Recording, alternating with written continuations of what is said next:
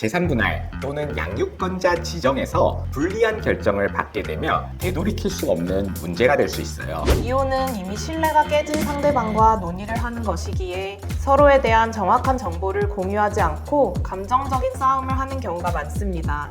물론 협의 이혼이 원만하게만 이루어지는 것은 아닙니다. 감정적인 싸움이 되어 협의 이혼 자체가 무산되는 경우도 많습니다. 안녕하세요. 김현장 군판사 출신 법무법인 선 대표 변호사 박성욱입니다. 안녕하세요. 법무법인 선 파트너 변호사 이지원입니다.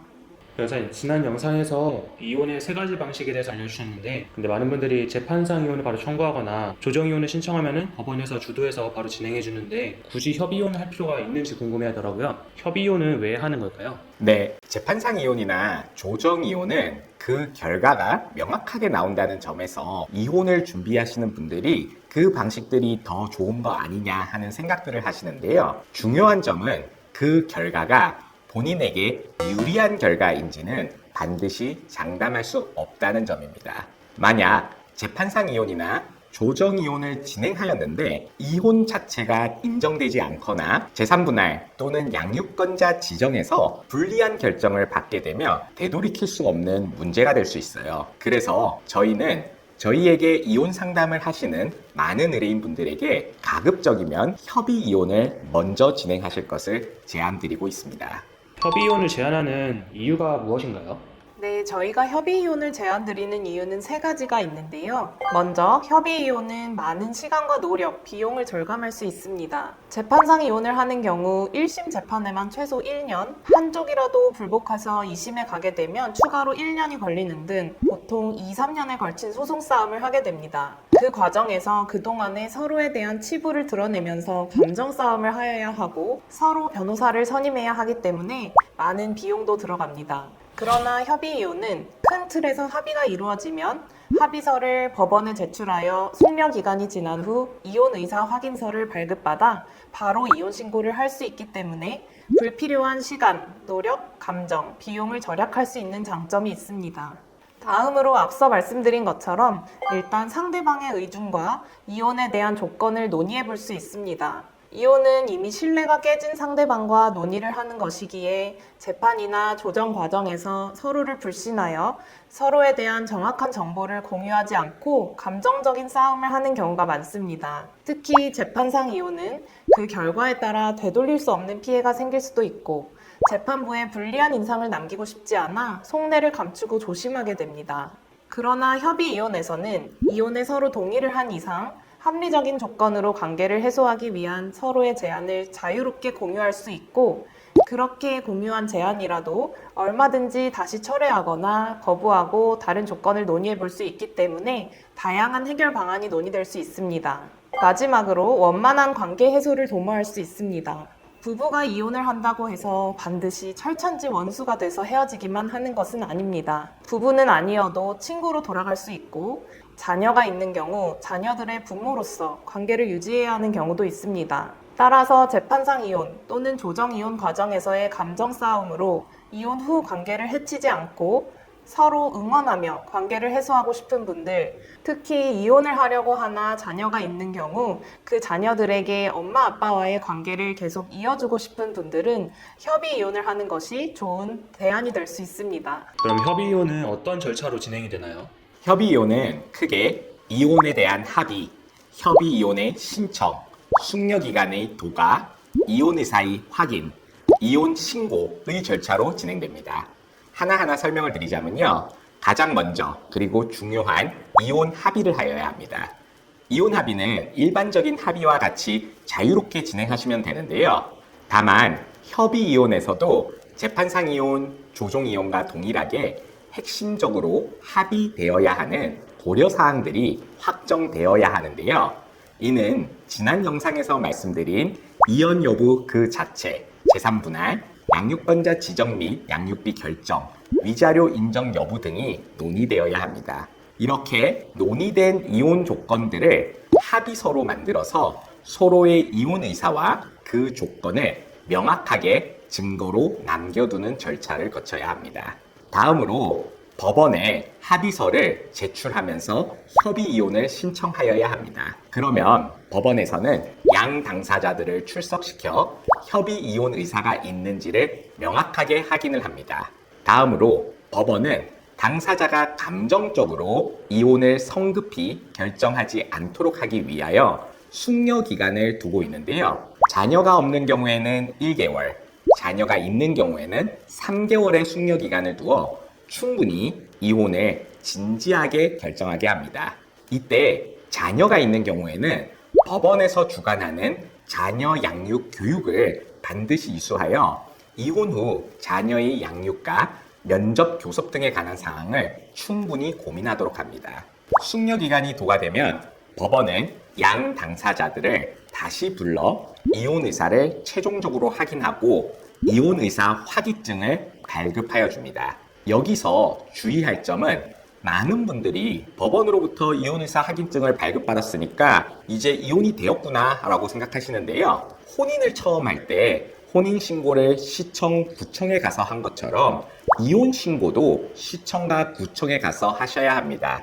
따라서 법원으로부터 이혼의사 확인증을 받은 날로부터 3개월 내에 이혼신고를 하지 않으면 그 이혼의사 확인은 무효가 되어 처음부터 다시 협의 이혼 절차를 진행하여야 하기 때문에 반드시 이혼신고까지 잘 챙겨 진행하셔야 합니다. 협의 이혼할 때 이혼 합의는 어떤 방식으로 진행되나요?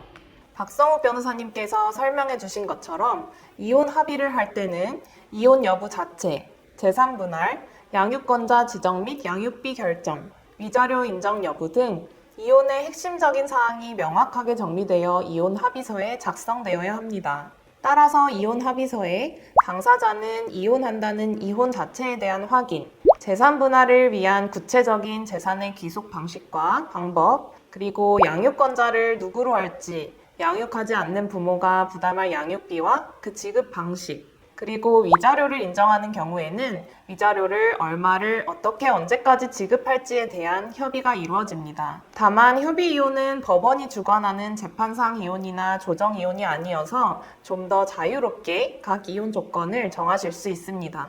먼저 이혼 여부 자체에 대하여 재판상 이혼을 청구할 수 없는 유책 배우자에 의해 협의 이혼 자체가 논의될 수도 있습니다. 재산 분할 방식에 있어서는 반드시 기여도에 따른 재산 분할 비율을 정하지 않고 양 배우자가 자유롭게 개별 재산에 대한 귀속을 정할 수 있습니다. 예를 들어 본인이 주관적으로 가치를 더 높게 평가하는 부동산이나 주식이 있는 경우 현재 그 가치가 낮다고 하더라도 그 부동산이나 주식을 본인이 가지고 나머지 재산을 상대방 배우자가 가지도록 하는 그런 합의도 얼마든지 자유롭게 가능합니다. 그리고 반드시 재산 분할 비율을 산정하여 정할 필요도 없습니다. 다음으로 양육권자 지정 및 양육비 결정도 재판상 이혼과 같이 고정된 금액으로만 합의하는 것이 아니라 자녀의 연령이 증가함에 따라 변동된 금액으로 합의하거나 추후 자녀가 유학 등을 가는 경우 추가 양육비를 부담하게 하는 등 특수 상황에 대한 추가 양육비 지급을 자유롭게 합의할 수 있습니다. 마지막으로 위자료와 관련해서 협의 이혼 시에는 가급적 위자료를 따로 두어 유책 배우자가 누구인지를 밝히기보다는 재산 분할에서 더 배려하는 방식으로 협의하거나 일반 배우자가 유책 배우자의 잘못을 명시하기를 원하는 경우에는 사과와 함께 위자료를 명확히 기재하는 방식으로 협의할 수도 있습니다. 그런데 이미 신뢰 관계가 깨진 배우자 간에 합리적인 합의가 가능할까요? 오히려 더 싸우지 않을까요?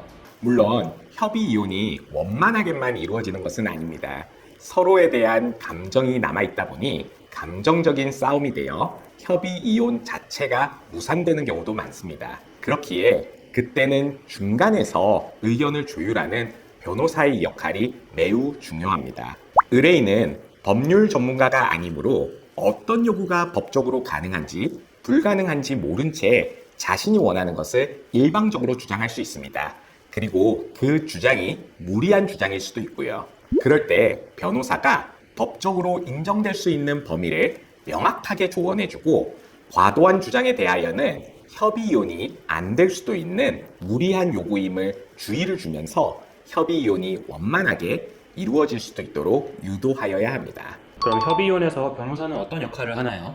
협의 이혼은 법원이라는 심판이 없이 이혼에 대한 조건을 서로 자유롭게 협상하는 절차입니다. 따라서 가장 중요한 것은 우리의 협상 조건을 명확하게 정리하고 그 협상 조건이 법적으로 문제되지 않고 실현 가능한 방안인지를 사전에 철저하게 검토하여 협상에 임하여야 합니다. 협의 이혼 사건은 서로의 감정이 강하게 남아있기 때문에 협상을 계속하지 않을 가능성이 항상 상존하고 있습니다. 따라서 협의 이혼에서 서로의 조건을 전달하고 이에 대한 수정 제안을 하는 과정에서 변호사는 절대 상대방이 우리의 의도를 오해하지 않도록 진정성을 가지고 접근할 필요가 있습니다. 그래서 한 번의 제안을 할 때에도 그 제안을 그냥 정리한 문구로만 전달하는 것이 아니라 제안의 의도와 배경에 대한 자세한 설명을 직접 통화로 전달하는 노력을 변호사가 하여야 합니다. 그런데 협의 이혼을 할 때 변호사는 상대방뿐만 아니라 우리 의뢰인의 감정도 함께 잘 챙겨주어야 합니다. 우리 의뢰인도 사람인 이상 계속된 수정 제안이 오가는 과정에서 네가 나한테 이렇게까지 나올 수 있느냐, 왜 전에 한 말이랑 달라지느냐 하고 감정이 폭발하는 경우가 있습니다. 그럴 때 변호사가 우리 의뢰인을 잘 위로하고 상대방의 입장에 대해서도 중립적으로 설명해 드리면서 의뢰인이 다시 감정을 배제하고 이성적으로 접근을 하실 수 있도록 도와드려야 합니다. 변호사님들이 직접 수행하신 협의 이혼 사건 중에서 특히 기억에 남는 사건이 있을까요? 네, 제가 수행했던 협의 이혼 사건 중에서 아내분이셨던 저희 의뢰인이 저희를 변호사로 선임하였으나 남편 측에서는 변호사를 선임하지 않고 협의 이혼 논의 자체를 거부한 사례가 있었습니다. 당시 남편 측에서는 이혼 자체를 하지 않겠다는 입장을 고수하고 있었기 때문에 변호사조차 선임을 안 했던 것인데요. 그래서 저희가 변호사로서 연락을 드리는 것조차 불쾌해하며 연락을 안 받으려고 했습니다. 그래서 저희는 남편분에게 저희가 아내분 입장에서 일방적으로 유리한 협상을 할 생각은 없다. 오히려 중립적인 중재자가 되어 두 분의 입장을 잘 정리하여 합리적인 해결책이 있는지 생각해 보시는 것을 돕겠다고 하여 남편분의 신뢰를 얻었습니다. 그렇게 협의 이혼 조건에 대하여 논의를 할 수 있는 분위기를 먼저 만든 이후에 아내 측에서 제시하는 조건을 법적으로 정리하여 남편분에게 제시하였고 남편분께서도 정돈되지 않는 조건을 제시하면 이를 저희가 다시 법적으로 정리하여 아내분에게 전달하는 역할을 하였습니다. 이 과정에서 저희는 정말 아내분의 변호사가 아니라 중립적인 중재자와 같이 남편분, 심지어 저희 의뢰인인 아내분에게도 법적으로 불가능하거나 과도한 조건은 요구하지 않는 것이 좋겠다고 설득하여 두 분의 감정이 상하지 않게 최선의 합의안을 도출하였습니다. 그렇게 두 분의 협의 이혼이 성사되었고 아내분뿐만 아니라 남편분도 저희에게 중립적으로 도움을 주어 고마웠다.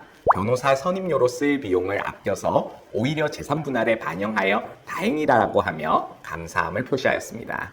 아까 유책 배우자도 협의 이혼을 진행할 수 있다고 했는데 유책 배우자가 협의 이혼을 하면 불리한 조건으로 협의가 되지 않을까요? 유책 배우자가 꼭 불리한 조건으로 협의 이혼을 해야 하는 건 아닙니다. 유책 배우자의 경우에도 일단 상대방 배우자가 협의 이혼을 하자고 하는 순간부터는 대등한 협상의 상대방이 되는 것입니다. 따라서 처음 협의 이혼 논의를 하는 것이 어려울 뿐 일단 상대방 배우자가 협의 이혼을 하자고 한 순간부터는 상대방 배우자도 이미 마음속에는 이혼을 하여 혼인관계를 해소하겠다는 생각을 굳힌 후이기에 합리적인 범위에서 서로 협의를 해 나갈 수 있습니다. 다만 앞서 말씀드린 것과 같이 협의 이혼은 당사자 간의 감정이 큰 영향을 미칩니다. 따라서 아무래도 유책 배우자 측 변호사는 같은 조건을 제안하더라도 더 조심스럽게 공손하게 협의하는 태도를 보이는 것이 협의 이혼 가능성에 큰 영향을 미칩니다.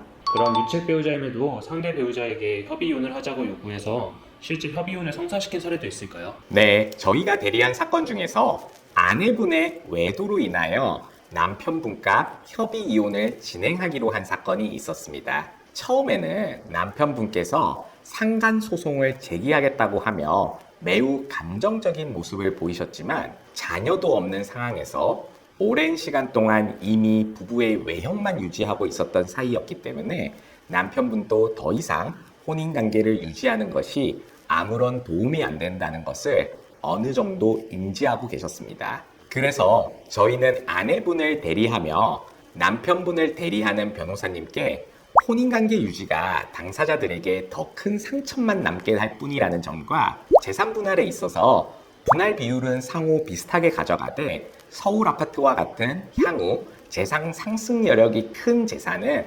남편분께서 가져가시고 나머지 재산은 아내분이 가져가시는 식의 방안을 제시하였습니다. 물론 이 협의 과정 중간에 남편분께서 안 좋은 감정이 남으셔서 오랜 시간 동안 논의가 중단되는 위기도 있었는데요. 그렇지만 시간이 지나감에 따라 남편분도 다시 냉정한 판단을 하게 되셨고 심지어 새로운 인연을 만나시면서 더 이상 혼인관계를 유지하고 싶지 않아 결국 저희가 처음 제안하였던 조건으로 협의 이혼을 성사시킬 수 있었습니다. 오늘 협의 이혼에 대해서 자세히 이야기 들려주셨는데 마지막으로 협의 이혼을 할지 고민하는 분들한테 한 말씀 부탁드릴게요.